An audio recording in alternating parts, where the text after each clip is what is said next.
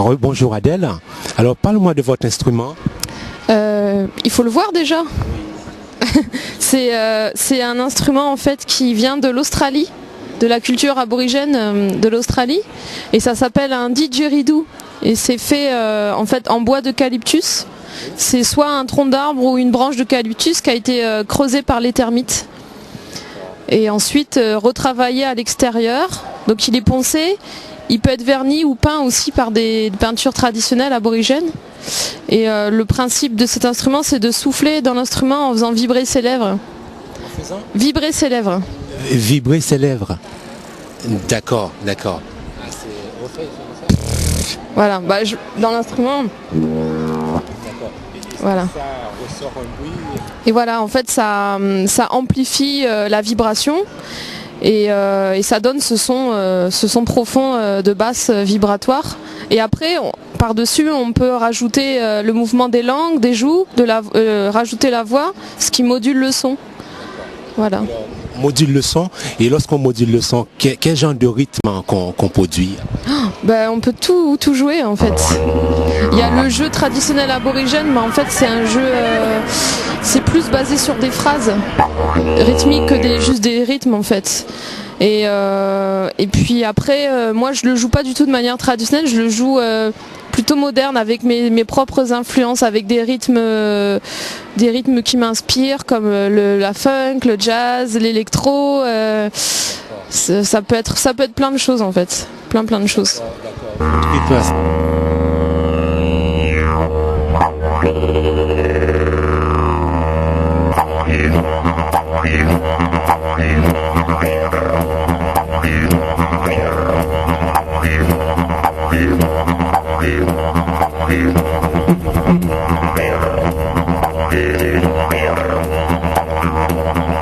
C'est vrai, personnel, c'est bien, mais est-ce que les gens arrivent à comprendre un peu? Comprendre, c'est-à-dire le rythme ou le... Lorsque ça sort. Oui, bien sûr. Oui, puisque j'accentue, je fais des accentuations, donc on peut comprendre si je fais un rythme en 4 temps, 8 temps, en 5 temps aussi. Enfin, c'est un instrument qui est plus proche des percussions que l'instrument mélodique, quoi. Ouais. C'est un instrument rythmique. Lorsque vous jouez cet instrument, mais est-ce que vous l'avez pas mal? Ah non, au contraire.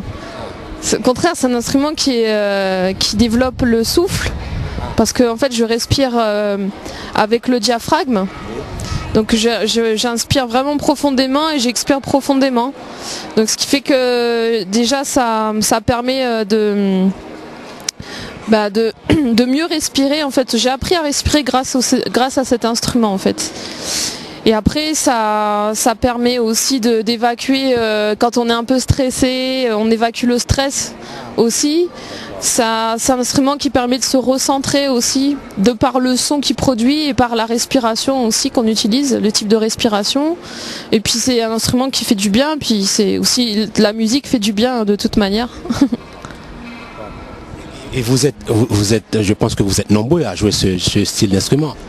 En fait, on en trouve dans le monde entier. Il y a des adeptes du didgeridoo dans le monde entier. Alors je ne sais pas si à Haïti il y en a peut-être.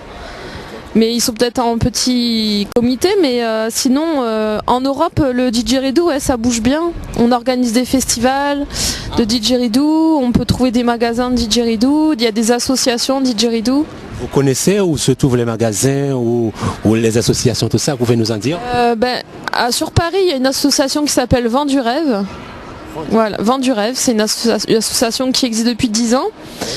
Et sinon, il y a des associations un peu partout en France et il y a surtout un festival qu'il faut connaître qui s'appelle le Rêve de l'Aborigène. C'est un festival dédié au didgeridoo et aux musiques traditionnelles du monde. Surtout au didgeridoo, et c'est un festival écolo et qui défend la culture, les cultures traditionnelles des peuples premiers. Voilà, comme les aborigènes, les amérindiens, tout ce qui est peuple premier, quoi.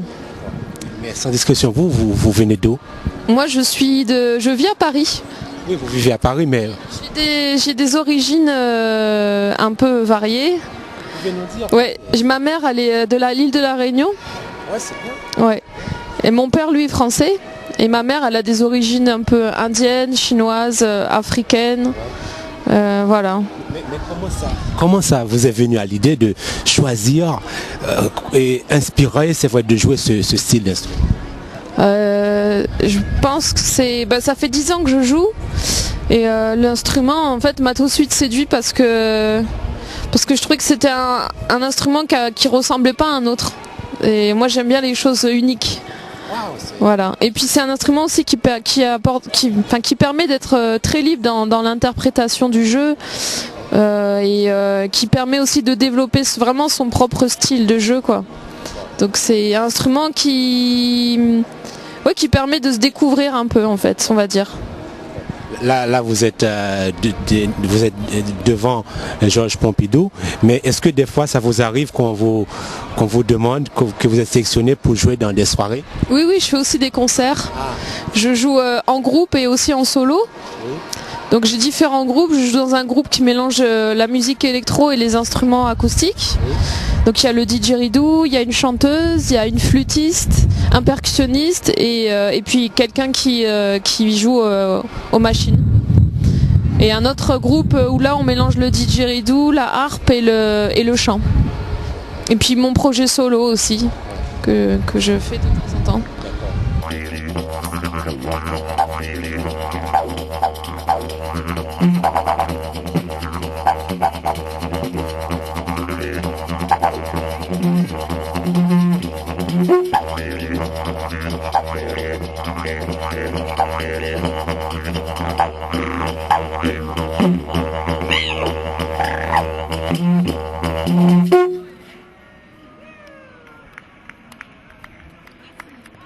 Grande liberté en fait de faire ça. Je ressens pas du tout de contraintes.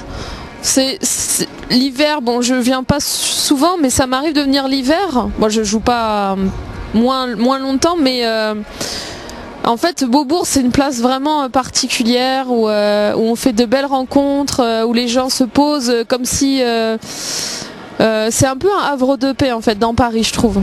C'est un endroit on est un peu comme dans une bulle en fait. Déjà c'est la place est un peu creuse quoi, comme un cratère, et tous les gens qui s'y retrouvent c'est un peu comme s'ils rentraient dans un petit monde quoi à part. Et moi j'aime beaucoup cette ambiance, cette atmosphère où les rencontres sont possibles, les rencontres vraiment intéressantes, où les gens s'intéressent à l'art, à la musique, à la liberté d'expression et tout ça quoi. Et vous aimez travailler en solitaire ou bien en groupe? Quand je viens ici, la plupart du temps je viens jouer seule. Mais ça m'arrive de jouer aussi avec des musiciens. Ça peut être un flûtiste, un percussionniste. Quand je viens ici, j'aime bien jouer seule. Ouais, j'avoue parce que j'aime bien entendre le son du didgeridoo et puis je trouve que ça me permet, quand je viens ici, je viens aussi pour m'entraîner. Je viens ici 2 ou 3 fois par semaine et donc je m'entraîne, en même temps je joue, je fais plaisir aux gens et les gens aussi m'apportent beaucoup de choses. Alors vous dites bien entraîner, on peut dire un genre de répétition, mais est-ce que ça arrive, je ne sais pas, est-ce qu'il y a un CD ou quelque chose qui est déjà sorti en ce style? Il sort au mois de fin mars. C'est vous? Ouais, ce sera mon album solo, ouais. Vous ne ferez pas venir? Comment? Vous me l'envoyez? Ah bah oui, avec plaisir. Ouais, avec plaisir, ouais. Et donc dans cet album, il y a bien sûr du didgeridoo, il y a aussi de la flûte, il y a du violon, un ami que j'ai invité sur cet album qui joue du violon, qui fait du beatbox aussi. Et puis il y a aussi des percussions que je joue aussi avec le didgeridoo et c'est bizarre comment, c'est vrai que vous êtes d'origine de la Réunion. Oui. Et puis vous êtes en France. Puis vous jouez un genre de style d'instrument pour les gens qui paraît un peu, c'est vrai, venant de notre planète. C'est parce que moi je me limite pas en fait. Je m'intéresse à tout et puis je sais pas quoi vous dire. Il n'y a pas d'étiquette quoi. Moi je mets pas d'étiquette sur les choses. Je fais ce que j'aime, je rencontre les gens que j'aime, qui dégagent des bonnes choses, des bonnes énergies. Et puis j'écoute autant, je joue du didgeridoo, mais je peux très bien écouter du rap, je peux très bien écouter du rock, de l'électro, du jazz, de la musique classique. Voilà, je m'intéresse à tout, quoi. Parce que je trouve qu'il y a du bon dans tout, quoi. C'est bien, c'est bien. Je reviens, c'est vrai, sur votre CD qui va sortir. Oui. Là-dessus, vous aurez, c'est vrai, le didgeridoo. Ouais. Les gens arrivent à comprendre bien les styles et ce que vous souhaitez, ce que vous dites par rapport à cette musique. Au rythme. Ce que je dis, comment? Par exemple, lorsque vous chantez, oui. Vous chantez en rythme, vous sortez, je pense que ce sont les dialogues qui sont oui. en rythme. Et on arrive à deviner, à comprendre. C'est pas forcément comprendre en fait. Moi, quand je joue, tout ce que je souhaite, c'est que les gens ressentent des choses, quoi, des émotions, pas forcément qu'ils comprennent en fait, parce que c'est un instrument qui est plus du domaine de l'instinct. Des tripes, quoi, ça vient vraiment des tripes, donc c'est un instrument qui est vibratoire, donc il n'y a pas besoin de comprendre, il y a juste à ressentir les choses, quoi. Ouais. Je vois, c'est un instrument très long, mais il y a plusieurs, il y a de plus petits, de plus grands. Oui, il y a toutes les tailles en fait, parce que chaque didgeridoo est unique, parce que à la base c'est une branche ou un tronc d'arbre en fait, donc il n'y en a pas un qui ressemble à un autre. Chaque didgeridoo est unique. Oui. Vous avez acheté celui-là. Oui. Et il y en a qui plus petits. Oui, il y a toutes les tailles. Vous avez plus petit, plus grand, plus large, plus conique. Enfin, il y a sinueux. Vous avez tout. D'accord. On choisit en fonction de ce qu'on veut jouer ou on se sent à l'aise mieux, c'est ça? Voilà, c'est ça. Mais c'est pas forcément par rapport à la forme. C'est il faut d'abord essayer l'instrument pour. Il faut essayer l'instrument avant pour sentir si ça nous convient ou pas. Ouais, on peut pas l'acheter. Il y en a qui font, mais moi je conseille aux gens d'essayer l'instrument avant de l'acheter. Cela veut dire que quand vous l'essayez, ça vous permet de voir si le rythme, ce que vous allez faire passer comme musique, si l'instrument peut répondre. C'est ça, exactement, ouais. Moi, c'est pas tous les didgeridoo qui me conviennent. J'ai des types de didgeridoo qui correspondent à mon style de jeu. Et c'est vrai que, et comme il y a plein de styles de jeu, parce qu'il y a plein de gens à travers le monde qui ont développé des styles en fait. Et ça peut être des styles très axés sur le hip-hop, parce que moi j'ai un ami qui fait du hip-hop dans le didgeridoo, donc à des rythmes très hip-hop, très beatbox. J'ai un ami aussi lui qui joue plus avec des sonorités de tambour, des choses un peu plus un peu plus dark. Donc ça collerait bien sur de la musique métal par exemple. Et moi j'ai un jeu, on va dire, mon jeu il est plus ethno, afro et un peu électro aussi. Ouais. Et parfois il y a des gens qui m'écoutent qui entendent aussi des choses un peu latines, alors je sais pas, ça dépend. C'est pour ça que les gens vraiment ressentent plein de choses différentes, c'est ça qui me plaît, ouais. Ouais. Quand on va jouer, c'est vrai, c'est ce que moi je disais, mais est-ce qu'on est obligé de faire du solfège? Non, le didgeridoo, il n'y a pas d'écriture en fait, tout se fait oralement. Oui. Et on peut-être, il y en a qui retranscrivent le didgeridoo sur le solfège rythmique. Oui. Donc c'est des onomatopées qu'on cale sur le solfège rythmique. C'est le solfège. Voilà.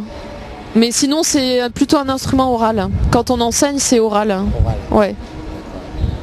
Et je pense que, comme vous avez dit, ça fait 10 ans que vous faites ça. Oui. Là, vous maîtrisez complètement. Oui, je pense que je maîtrise, oui. Vous n'êtes pas trop sûr? Si, parce que je l'enseigne aussi, donc... vous enseignez aussi ça? J'enseigne aussi le didgeridoo, ouais. J'ai déjà fait des workshops et j'ai des élèves, oui. Donc, oui, on peut dire que je maîtrise l'instrument, oui. Ouais. Alors, félicitations, et puis, sans discussion, après ça, c'est quoi vous faites dans la vie? Ben, c'est ça. Vous faites que ça, vous vivez de ça? Je vis de la musique, oui. Vous arrivez à vivre de ça, oui. Intermittent du spectacle? Je suis pas intermittente, mais j'arrive à gagner de l'argent pour vivre, quoi, grâce à mon instrument. C'est vrai, je vois, après vous enseignez. J'enseigne, je fais des concerts aussi. Donc tout ça cumulé, ça me permet de vivre, oui. C'est bien. Ouais. Félicitations et merci. J'espère un jour peut-être venir jouer là-bas.